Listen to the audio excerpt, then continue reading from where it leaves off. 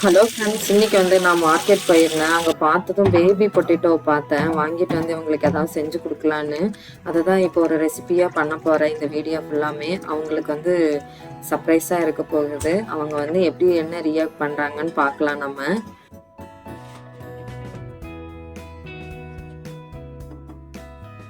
அவங்க பாப்பாங்க வர டைம் ஆயிடுச்சு. இங்கே வந்து உருளைக்கிழங்கு வர வந்துட்டுருக்கு. அதுக்குள்ளே நம்ம வந்துட்டு இந்த ரஸ்கை வந்து நம்ம வந்து பொடி பண்ணிக்கலாம். அவங்க வரக்குள்ளே பண்ணணும்னு ஆசைப்பட்றேன். இந்த வரமிளகாய் வந்து நம்ம வந்து இப்போ பவுட்ரு மாதிரி பண்ணி எடுத்துக்கலாம். நான் மிக்சியில் தான் போட போகிறேன். விதை எல்லாத்தையும் ரிமூவ் பண்ணிவிட்டு இந்த வரமிளகா மேலே இருக்கிற அந்த தோல் மட்டுமே இது பண்ணி எடுக்க போகிறேன். எல்லாத்தையும் வந்து நான் வந்து விதையெல்லாம் ரிமூவ் பண்ணிவிட்டு நல்லா வந்து சின்ன சின்னதாக வந்து அடித்து எடுத்துக்கிட்டேன்.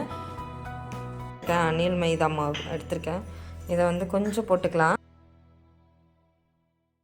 ரொம்ப தண்ணி ஊற்றி வேண்டாம், கொஞ்சமாக ஊற்றி கலக்கினா போதும். வந்து எடுத்துக்கிட்டேன். பார்க்கலாம். உருளைக்கிழங்கு எனக்கு தெரிஞ்சு வெந்திருக்கும்னு நினைக்கிறேன்.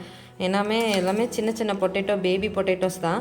ஸோ அதனால் எங்கிட்ட பேபி தான் இருந்துச்சு, நான் அதனால் அதை போட்டேன். உங்கள்கிட்ட வந்து நீங்கள் பெரிய பெரிய உருளைக்கிழங்காக இருந்துச்சுன்னா தோல் ரிமூவ் பண்ணிவிட்டு நீங்கள் வந்து போட்டு வேக வச்சுக்கலாம். இப்போ இது வந்து வெந்துருச்சு, பார்த்தாலே தெரியும். இங்கே பாருங்கள், நல்லாவே வெந்துருச்சு, தோல் மட்டுமே வந்துடுதும். சரி, இப்போ இதை நம்ம எடுத்துருவோம். இப்போ வந்து உருளைக்கிழங்கு வந்து நல்லாவே வெந்துருச்சு. நான் தோல் எல்லாத்தையுமே ரிமூவ் பண்ணிட்டேன். பேபி பொட்டேட்டோங்கிறங்காட்டிக்கு சீக்கிரம் வந்துருச்சு. அப்புறம் ஒரு மாதிரி உடஞ்ச மாதிரி ஆயிடுச்சு. அதுக்கப்புறம் பார்த்தீங்க அப்படின்னா நான் வந்துட்டு கார்ன்ஃப்ளவர் மாவு எடுத்திருக்கேன். கார்ன்ஃப்ளவர் மாவு போட்டதுக்கப்புறம் கொஞ்சோண்டு கரம் மசாலா போடுறேன். கொஞ்சம் பெப்பர் பொடி போட்டுக்கிறேன். அதுக்காண்டி தான் இந்த மிளகாத்தூள் போடுறேன். இந்த மிளகாய் விதையும் இந்த அரைச்சி வச்சதும் இதுவும் அது மேலே அப்படியே கொஞ்சோண்டு நறுக்கி வச்சிருக்கிற மல்லி,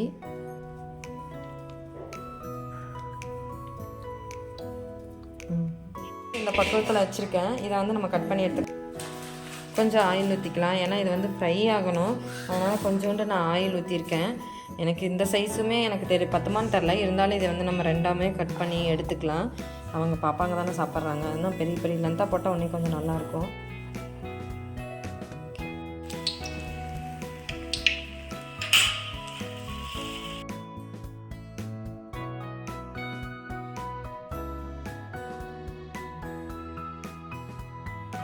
இப்போ வந்து ரெடி ஆயிடுச்சு நம்மளோட இது பொட்டேட்டோஸ் ஃப்ரை வந்து இப்போ ரெடி ஆயிடுச்சு. அவங்க எப்படி வரட்டும், அவங்க வந்ததும் நம்ம பார்த்துக்கலாம். வாங்க, வந்துட்டிங்களா? உங்களுக்கு ஒரு சர்ப்ரைஸ் வச்சுருக்கேனே. என்ன சர்ப்ரைஸு அப்படின்னா, நீங்கள்லாம் போய் ஃபேஸ் வாஷ் பண்ணிவிட்டு ட்ரெஸ் எல்லாம் சேஞ்ச் பண்ணிட்டு வாங்க. சர்ப்ரைஸ் வச்சுருக்கேன்.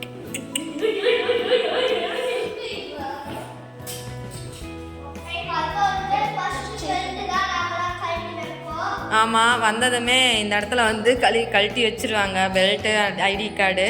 அதுக்கப்புறம் வந்துட்டு லஞ்ச் பேக் எல்லாமே எடுத்துகிட்டு போய் கழுவுற இடத்துல வச்சுருவாங்க.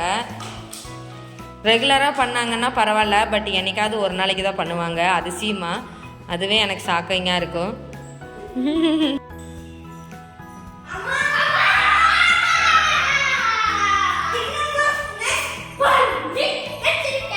சர்ப்ரைஸ் தானே?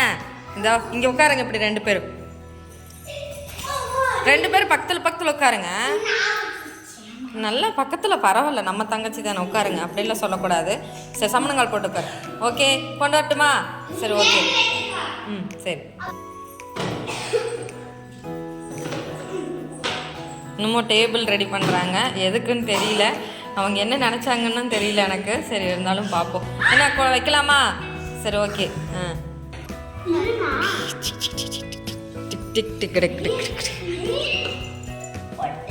இரு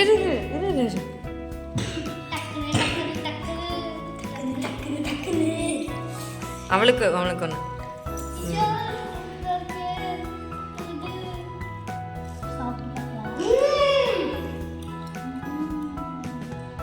சூப்பரா இருக்குதா?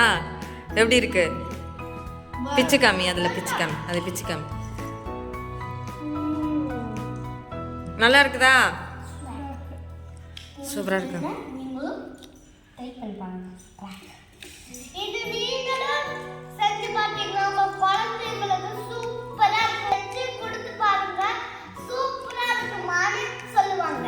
பார்க்க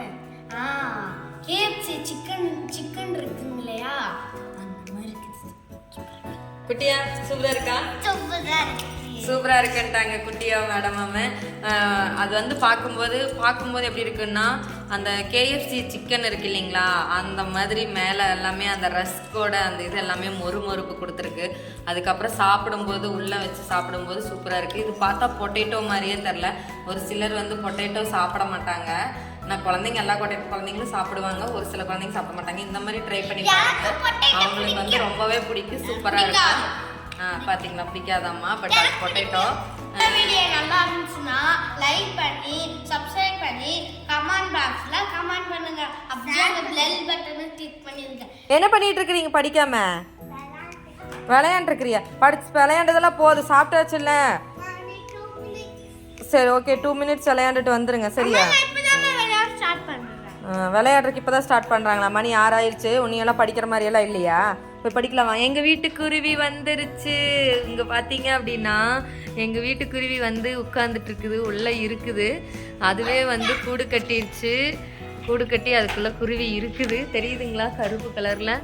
இதுதான் எங்க ராண்டி. எங்க ராண்டி வண்டி எந்த வண்டியும் போறக்கு விட மாட்டான். வண்டி போனாலே போது அவன் வந்து உடனே கத்த ஆரம்பிச்சிடும். அப்படிதானடா ராண்டி? எந்த வண்டியும் விட மாட்டி தானே? எல்லாத்துக்கும் வண்டி போகிற வண்டி எல்லாத்தையும் பிடிச்சி உழைச்சி கடிக்கு போயிட்டு இருக்கிறது இல்லையாடா ராண்டி? இது எங்கள் வீட்டு ராண்டி, எங்கள் செல்ல பிராணி, என்னுடைய மகன், எல்லாமே இவன் தான். இதான் குட்டியாவுக்கு வந்து ரொம்ப பிடிக்கும். அதே மாதிரி அதுக்கு குட்டியா வந்தா ரொம்ப பிடிக்கும். எங்கள் காசினி